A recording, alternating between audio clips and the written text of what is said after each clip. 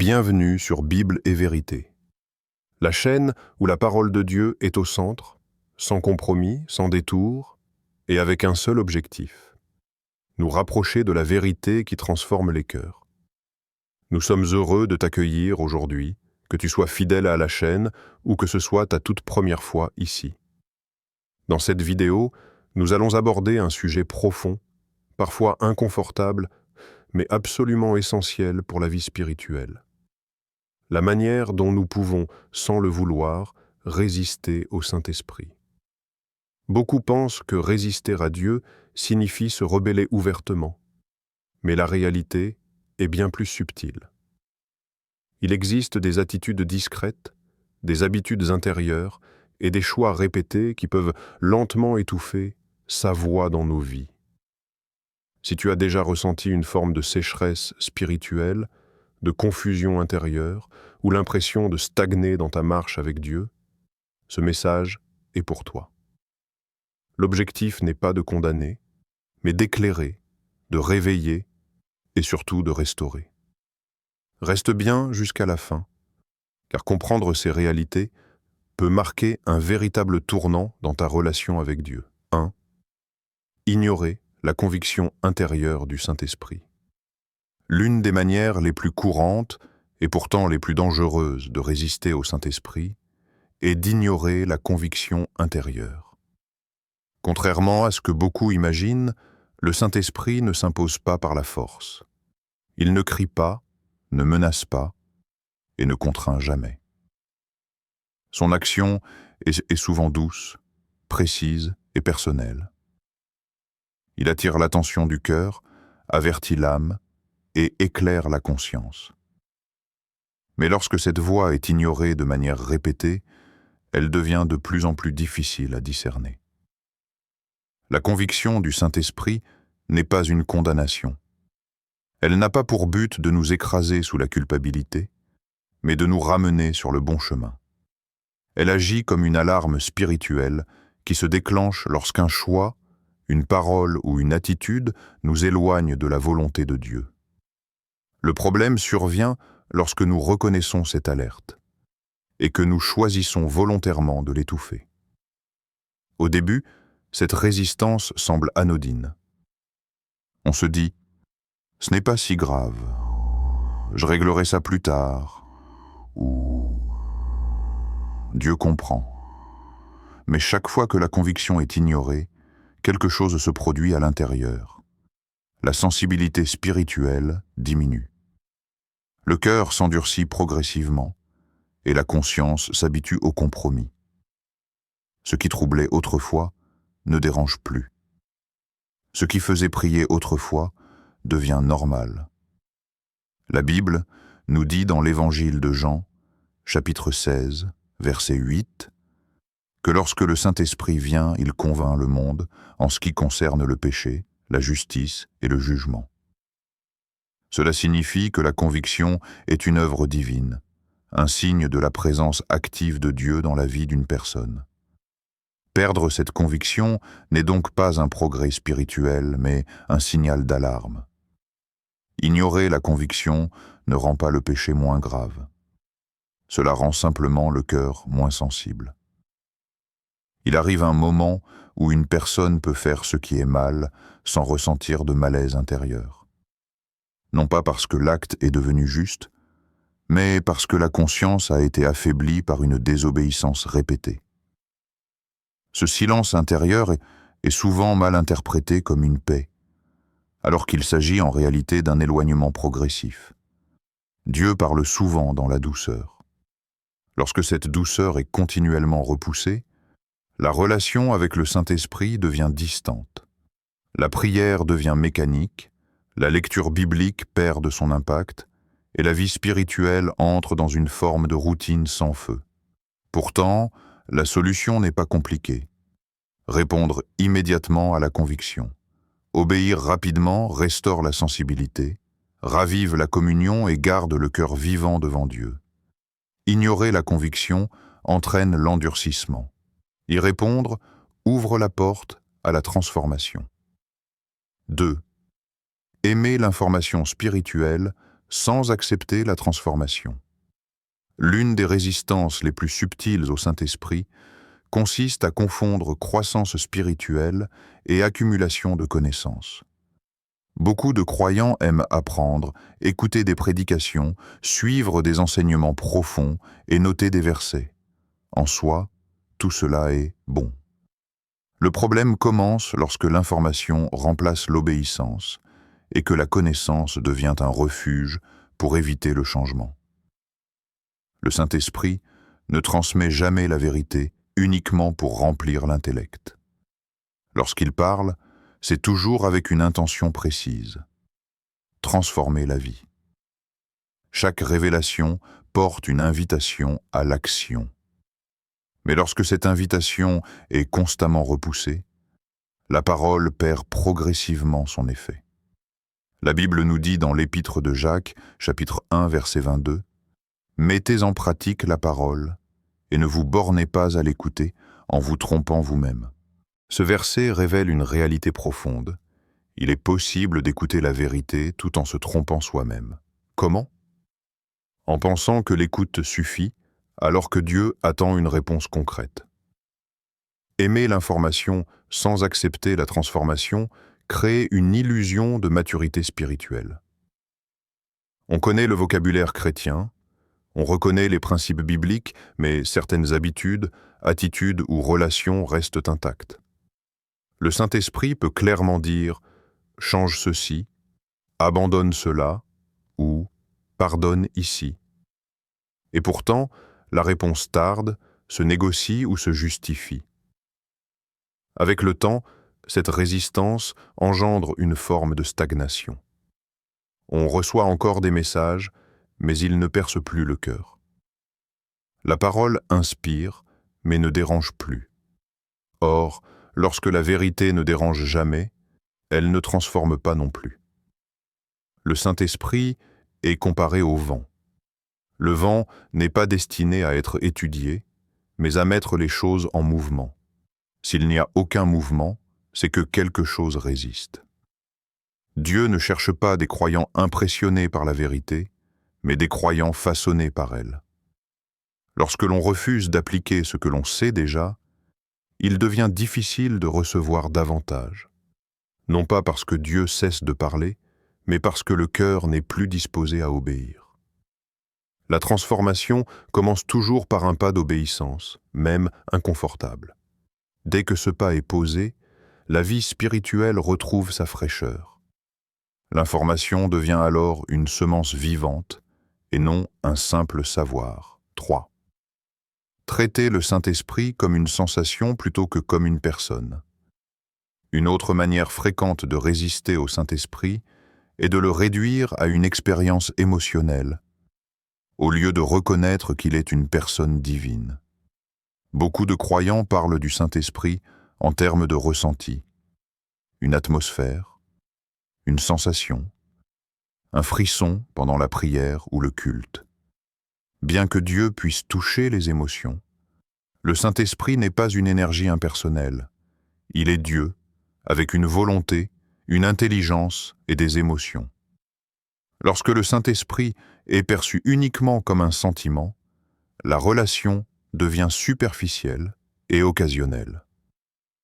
On le recherche dans les moments spirituels intenses, mais on l'ignore dans la vie quotidienne. On l'invite dans la prière, mais pas dans les décisions. On le désire pour la consolation, mais pas pour la correction. La Bible nous dit dans l'Épître aux Éphésiens, chapitre 4, verset 30, « N'attristez pas le Saint-Esprit de Dieu ». Ce verset est fondamental, car on ne peut attrister qu'une personne. Une force ne se blesse pas, une énergie ne se sent pas rejetée. Le Saint-Esprit, lui, peut être attristé lorsque sa présence est négligée ou traitée avec légèreté. Traiter le Saint-Esprit comme un simple ressenti revient à entretenir une relation utilitaire. On s'adresse à lui quand on a besoin de paix, de force ou de réconfort, mais on l'ignore le reste du temps. Cette attitude crée une distance relationnelle. Imagine vivre avec quelqu'un à qui tu ne parles que lorsque tu veux quelque chose. Avec le temps, la relation se refroidit. Le Saint-Esprit désire une communion continue, pas des rencontres occasionnelles.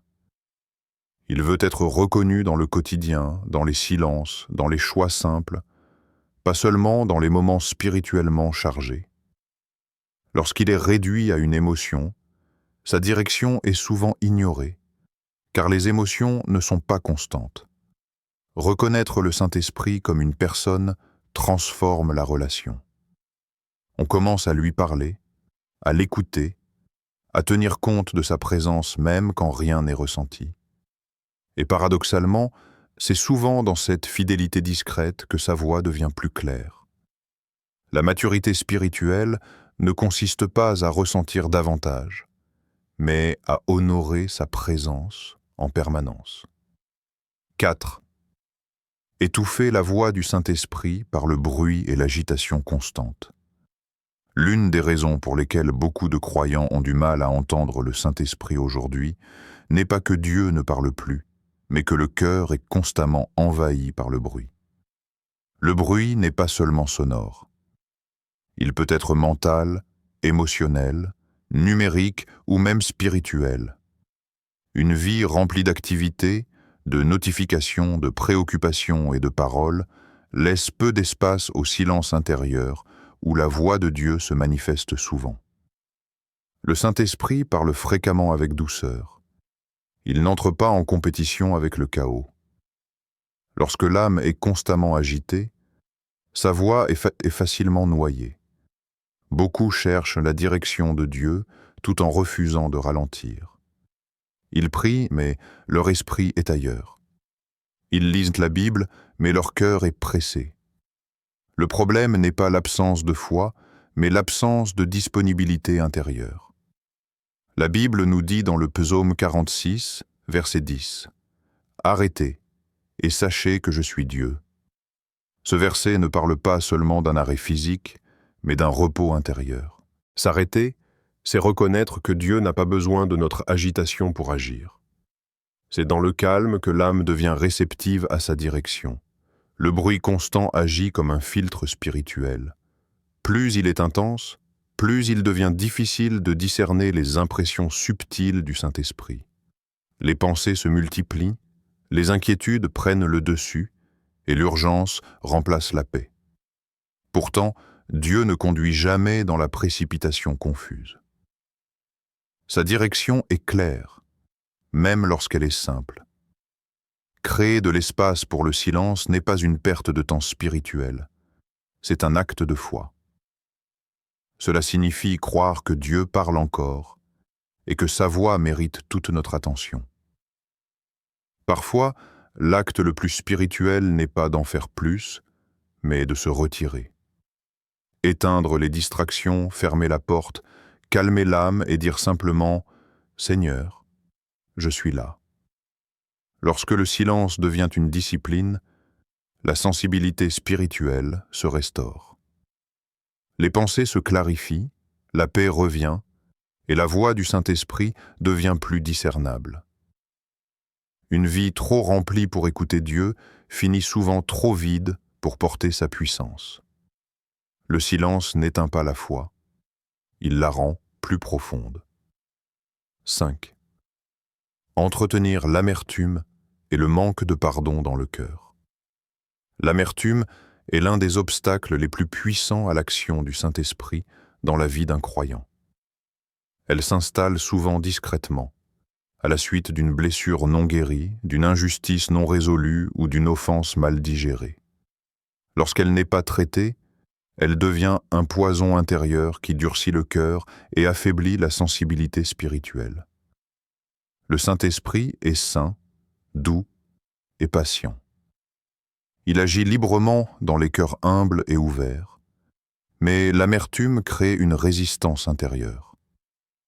Elle érige des murs là où Dieu veut bâtir des chemins. Un cœur rempli de rancune devient défensif, méfiant et fermé, même envers Dieu. La Bible nous dit dans l'Épître aux Éphésiens, chapitre 4, versets 31 et 32, que toute amertume, toute animosité, toute colère disparaisse du milieu de vous. Soyez bons les uns envers les autres, compatissants, vous pardonnant réciproquement. Ce passage montre clairement que le pardon n'est pas optionnel pour une vie spirituelle saine. Il est essentiel à la communion avec Dieu. L'amertume n'empêche pas toujours les pratiques spirituelles. Une personne peut continuer à prier, à lire la Bible et même à servir. Mais intérieurement, tout devient lourd. La prière semble sèche, la parole ne touche plus profondément, et la joie se fait rare. Ce n'est pas que Dieu s'est éloigné, mais que le cœur s'est refermé. Beaucoup pensent que pardonner signifie excuser ou minimiser la blessure. En réalité, pardonner signifie libérer son cœur du poids du ressentiment. Le pardon n'absout pas l'offense, il empêche l'offense de devenir un maître intérieur. Refuser de pardonner, c'est permettre à la blessure de gouverner la vie émotionnelle et spirituelle. Lorsque le pardon est choisi, même douloureusement, quelque chose se débloque. Le cœur s'adoucit, la sensibilité revient, et le Saint-Esprit retrouve de l'espace pour agir. Le pardon n'est pas une faiblesse spirituelle, c'est une force qui ouvre la porte à la guérison et à la liberté. Un cœur libre de l'amertume devient un terrain fertile pour l'œuvre du Saint-Esprit. 6. S'appuyer sur sa propre sagesse au lieu de se laisser guider par le Saint-Esprit. Une forme très répandue de résistance au Saint-Esprit consiste à limiter son intervention à certains domaines spirituels, tout en gardant le contrôle sur le reste de sa vie. Beaucoup de croyants prient pour savoir comment adorer, comment servir ou comment lire la Bible, mais prennent seuls les décisions concernant les relations, les finances, la carrière ou la famille. Cette séparation crée une vie compartimentée, alors que le Saint-Esprit désire une direction globale. Le Saint-Esprit n'a jamais été donné pour être un simple conseiller occasionnel. Il est un guide permanent. Refuser sa direction dans certains domaines revient à lui dire « Tu peux m'aider ici, mais pas là ». Pourtant, Dieu ne cherche pas des zones d'influence partielles. Il cherche une relation de confiance totale. La Bible nous dit dans l'Évangile de Jean, chapitre 16, verset 13, « Quand le Consolateur sera venu, l'Esprit de vérité, il vous conduira dans toute la vérité. » Le mot « toute » est essentiel. Il inclut chaque aspect de la vie, sans exception. Rien n'est trop pratique ou trop banal pour être placé sous sa direction. S'appuyer uniquement sur la logique humaine peut sembler raisonnable, mais cette logique est limitée. Elle se base sur l'expérience, la peur de l'échec et le désir de contrôle. Le Saint-Esprit, lui, voit plus loin.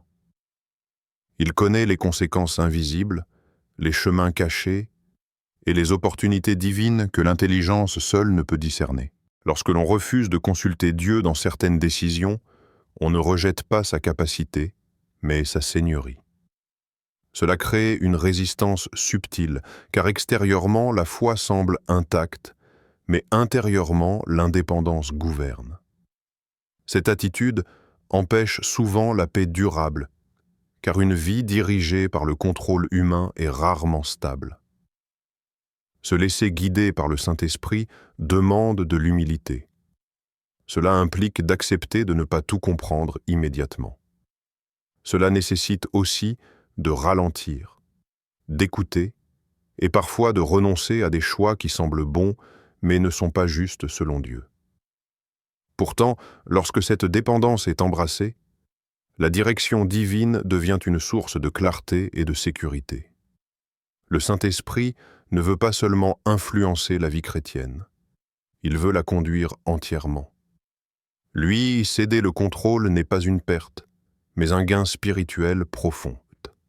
Rejeter ou craindre l'action surnaturelle du Saint-Esprit. La dernière manière de résister au Saint-Esprit est souvent motivée par la peur. La peur du surnaturel, des dons spirituels ou des manifestations divines. Certains croyants, marqués par des abus ou des excès observés, préfèrent en rejeter toute dimension surnaturelle afin d'éviter l'erreur.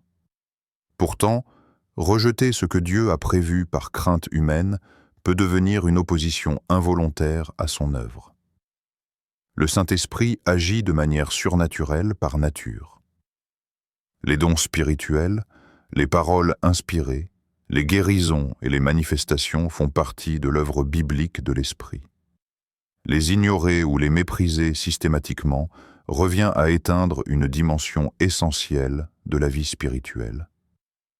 La Bible nous dit dans la première épître aux Thessaloniciens, chapitre 5, versets 10, 9 et 20, « N'éteignez pas l'esprit, ne méprisez pas les prophéties. » Ce passage ne nie pas la nécessité du discernement, mais il avertit contre une attitude de rejet automatique. La peur n'est pas du discernement. Le discernement est guidé par la vérité et l'amour. Beaucoup confondent équilibre et contrôle. L'équilibre biblique ne consiste pas à éliminer le surnaturel, mais à le tester à la lumière de la parole.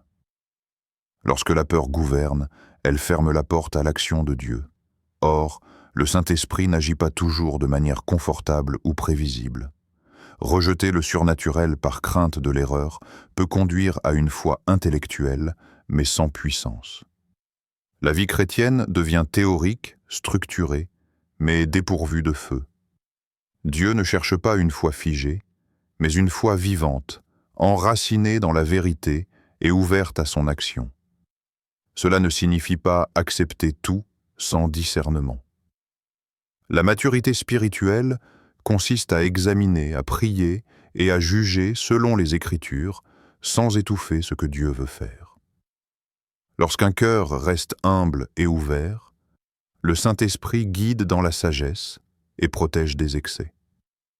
Refuser l'œuvre surnaturelle du Saint-Esprit par peur, c'est souvent passer à côté de ce que Dieu veut accomplir. L'ouverture accompagnée de discernement permet à la puissance divine de se manifester sans confusion. Résister au Saint-Esprit ne se manifeste pas toujours par des actes visibles ou spectaculaires. Le plus souvent, cela se produit dans le silence du cœur, à travers de petits choix répétés, des compromis discrets et des résistances intérieures que personne ne voit. Ignorer sa conviction, préférer la connaissance au changement, vivre dans le bruit, garder l'amertume, s'appuyer sur sa propre sagesse ou craindre. Son action, tout cela peut progressivement affaiblir notre sensibilité spirituelle. Mais la bonne nouvelle, c'est que rien n'est irréversible. Le Saint-Esprit n'est ni distant ni offensé au point de se retirer définitivement. Il est patient, fidèle, et toujours prêt à restaurer la communion dès l'instant où le cœur s'humilie. La Bible nous rappelle que Dieu résiste aux orgueilleux, mais qu'il fait grâce aux humbles. Un simple retour sincère vers lui peut rallumer ce qui semblait éteint. Si ce message t'a interpellé, prends un moment pour réfléchir. Dans quel domaine de ta vie le Saint-Esprit te parle-t-il aujourd'hui ? N'hésite pas à partager ton ressenti ou ton témoignage dans les commentaires.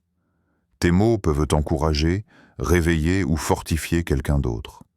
Si cette vidéo t'a édifié, pense à liker, t'abonner et activer la cloche pour ne rien manquer. À très bientôt pour un nouveau message.